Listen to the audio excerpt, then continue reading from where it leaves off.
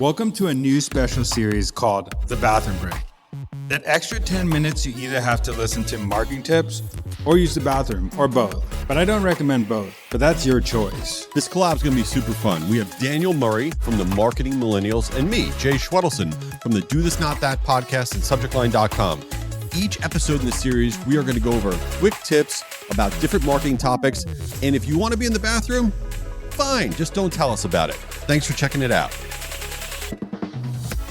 We are back for the bathroom break. I'm here with Daniel Murray, the Marketing Millennial. I'm Jay Schwedelson from Do This Not That. And before we get it, we're going to be talking about automation streams. Very exciting. But what is exciting, I'm curious, is not too far away is Valentine's Day. And people don't know this about Daniel, extremely romantic guy.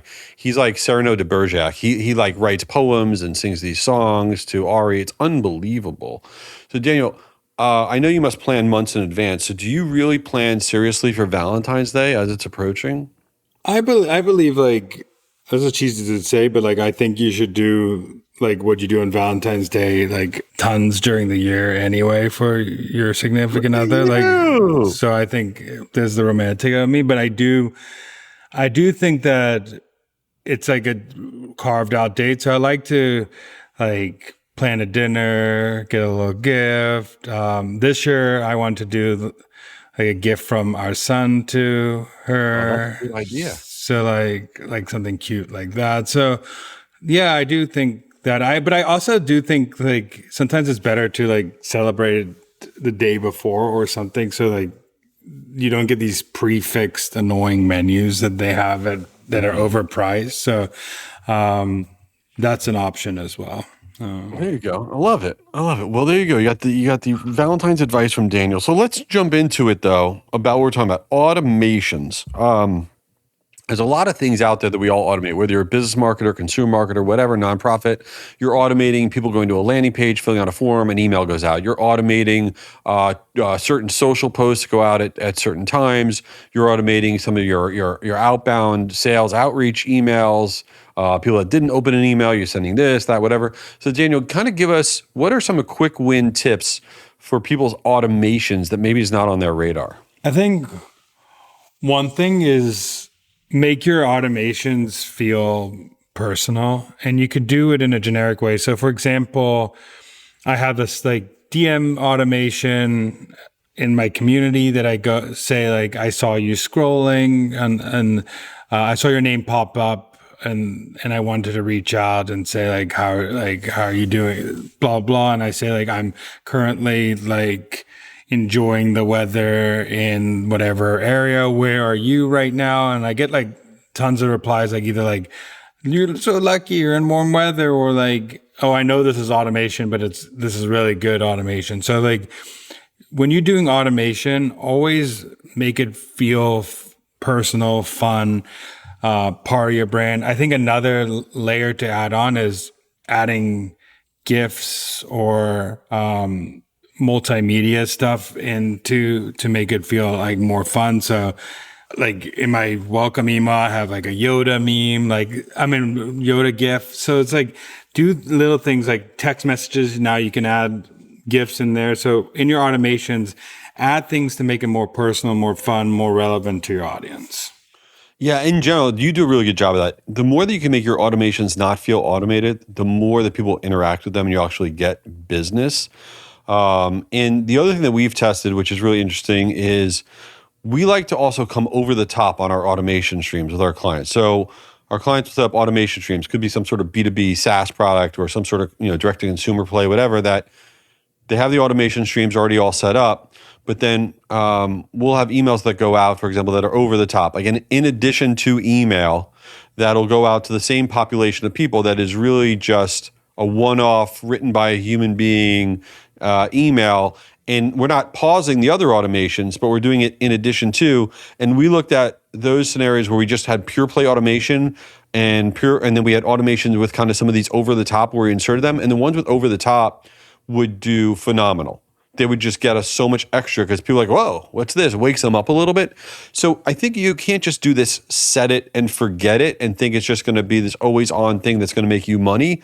It just doesn't work that way anymore. I think there's like other things you could do in automation. I think one thing I think people make a mistake is to stop doing advertising to those people. So when they do come in your funnel, having that as a list in your in whatever tool you're using to collect emails, and have an automation to funnel that as a an audience in your to run educational stuff to so you stay top of mind, because now you've got them in one point of your funnel. Now you need to educate them anymore. So do some air coverage type advertising to, and also you can add that as an exclusion list too now to like some other things you're doing as well in advertising. So like that's another automation to think about is like, now I can put this in a different bucket of advertising, and I can also create an exclusion list for people who are for this part of advertising. So that's another thing that I think about is like how to automate that to keep marketing them on other, because now you have the email. And then obviously then another level of automation is if you have like a tool that can like get more information about enrich that data. So having an enrichment automation, so then you can start getting more personalized data and then separating enriched versus not enriched and being able to personalize both those lists and have an email for unenriched versus enriched people. That's another way. And if you're collecting first party data too, that can help as well. So there's some automations I think about as well.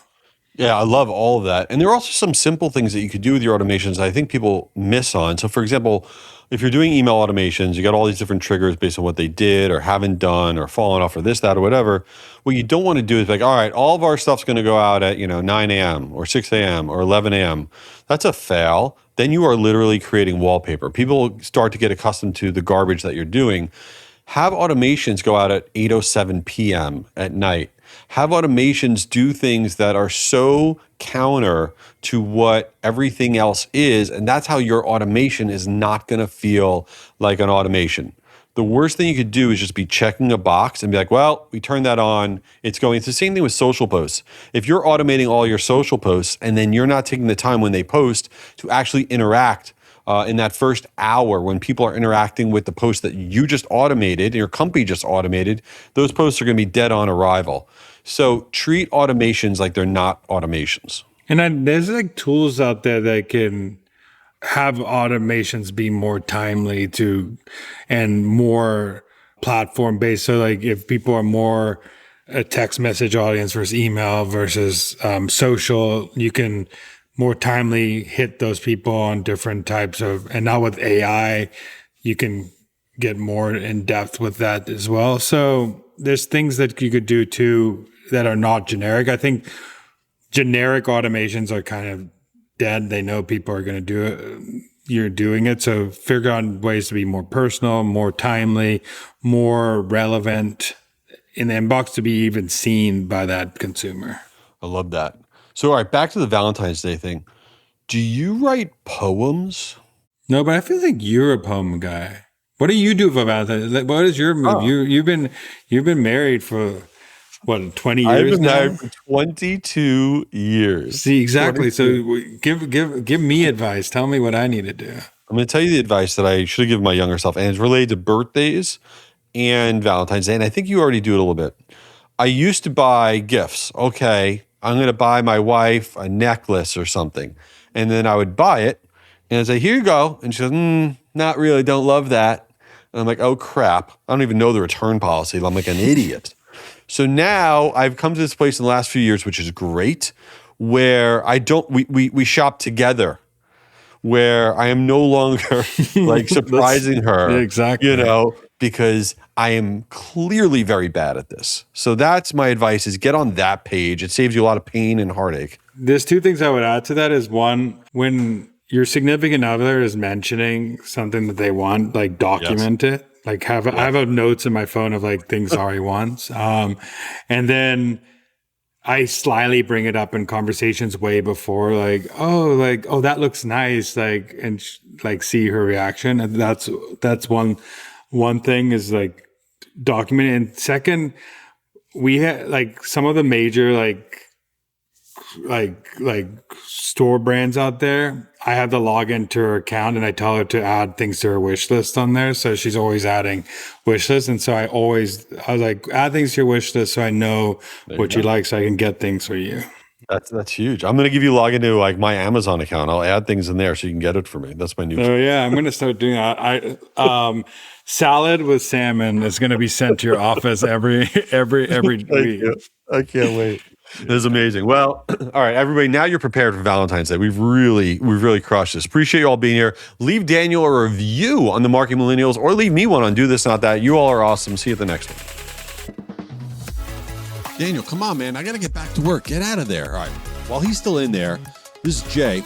Check out my podcast, Do This Not That, for marketers. Each week we share really quick tips on stuff that can improve your marketing, and I hope you give it a try. Oh, here's Daniel. He's finally out. Back from my bathroom break. This is Daniel. Go follow the Marketing Millennials podcast, but also tune into this series. It's once a week, the bathroom break. We talk about marketing tips that we just spew out, and it could be anything from email subject line to any marketing tips in the world. We'll talk about it. Just give us a shout on LinkedIn and tell us what you want to hear. Peace out. Later.